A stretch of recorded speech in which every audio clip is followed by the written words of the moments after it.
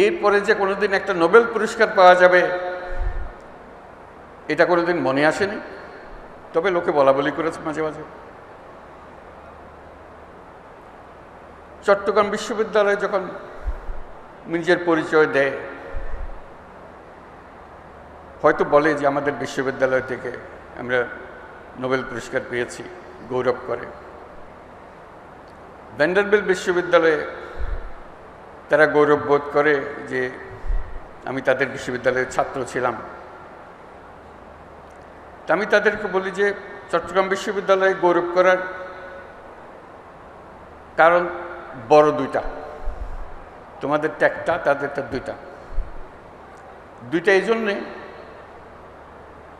এই পুরো কর্মসূচি যার জন্য নোবেল পুরস্কার, তার সমস্ত গোড়াপত্তন হয়েছে এই বিশ্ববিদ্যালয়ে, এই বিশ্ববিদ্যালয়ের সাহচর্যে। এবং সেজন্য এই বিশ্ববিদ্যালয় গৌরববোধ করতে পারে যে আমি শুধু এখানে শিক্ষক ছিলাম না, ছাত্রও ছিলাম এই বিশ্ববিদ্যালয়ের পাশের গ্রামের। সেই হিসেবে সে একটা বলতে পারে যে আমাদের বিশ্ববিদ্যালয় থেকে এটা নোবেল পুরস্কার পেয়েছে। আমি যেটাতে দৃষ্টি আকর্ষণ করছি সেটা হলো আসলে এই বিশ্ববিদ্যালয় দুটি নোবেল পুরস্কারের জন্য গৌরববোধ করতে পারে। একটি তো আমি ব্যক্তিগতভাবে নোবেল পুরস্কার পেয়েছি এখানে শিক্ষক থাকা অবস্থায়। দ্বিতীয়ত হলো যে গ্রামীণ ব্যাংক সৃষ্টি হলো,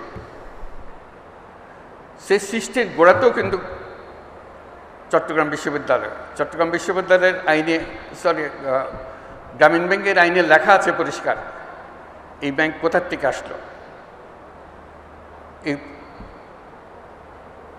ব্যাংকের জন্ম হয়েছে চট্টগ্রাম বিশ্ববিদ্যালয়ে অর্থনীতি বিভাগে, সেটা তার স্পষ্ট উল্লেখ আছে। কাজে দুটো, এবং গ্রামীণ ব্যাংকও একটা নোবেল পুরস্কার প্রাপ্ত প্রতিষ্ঠান। কাজে দুটি নোবেল পুরস্কারের জন্য এই বিশ্ববিদ্যালয় নিজেদের ছাত্রছাত্রীদেরকে জানাতে পারে যে এটার ইতিহাস কী।